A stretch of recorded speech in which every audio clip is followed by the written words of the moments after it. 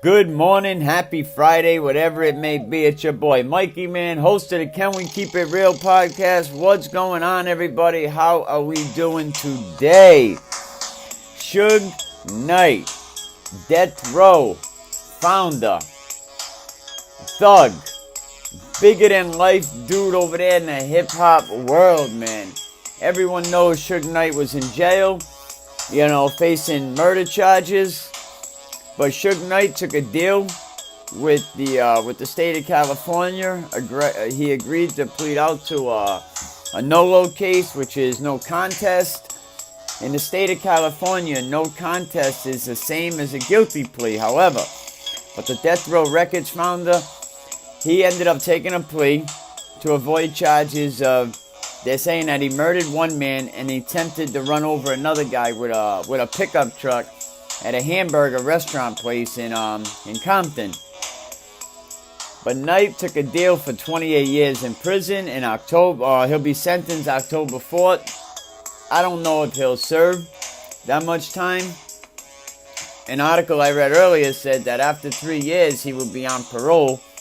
He already has 3 years just about in jail. But the incident we're talking about, it happened after an argument over the making of Straight Outta Compton about the rap group NWA.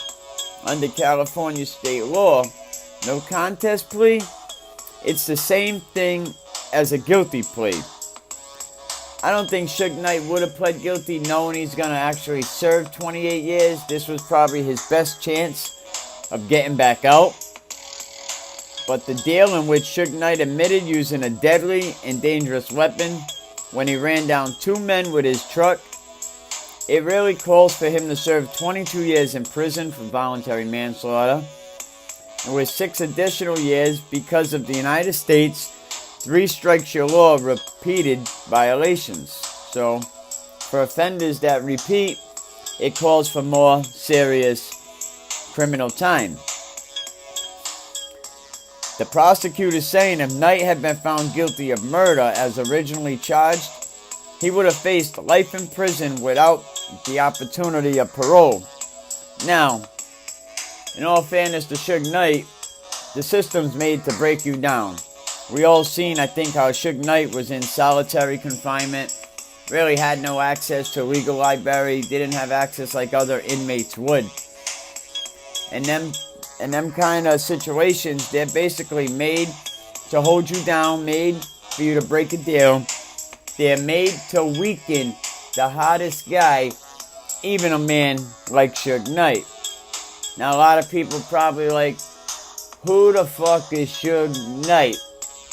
Well, a lot of you young cats, I really don't expect any of you guys to understand or know who Suge Knight is. But Suge Knight was a larger-than-life form which pretty much wrestled Dr. Dre from Eric Wright, Eazy-E, Ruthless Records, using guns, weapons. They forced Eazy-E to sign over the rights to Dr. Dre. But Suge Knight, he co-founded Ruthless Records. He helped produce Dr. Dre in the 90s. He also got Dr. Dre out of a contract with Ruthless Records. He ended up losing Death Row because basically Interscope wanted to break him down. They set him up to do 9 years on a parole violation. And then eventually the company was auctioned off for like $25 million. Suge Knight has always had a history of legal problems. He spent time in jail in 97 and in 2003 with the Tupac bullshit going on. He had parole violations from an assault charge. Then he later pleaded guilty to hitting his girlfriend in 2008. While Death Row was very, very successful though, Suge Knight's good fortunes, it started to really slide back in 96 when Tupac was killed while they were in Las Vegas. In 97, not that much longer after that, Biggie Smalls was killed. Knight was sued for the wrongful death of it. Biggie Smalls' estate was really saying that Knight ordered the killing in revenge for Tupac Shakur being killed.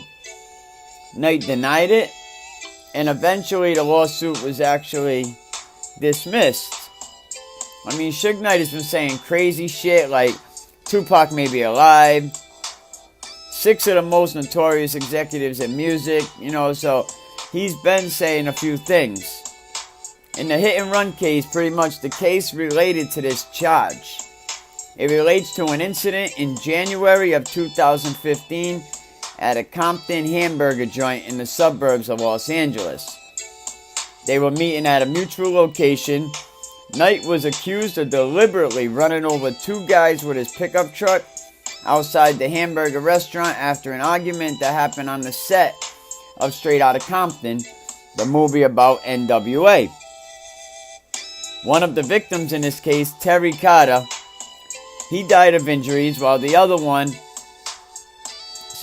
Bone Sloan, he suffered serious injuries to his feet, to his head.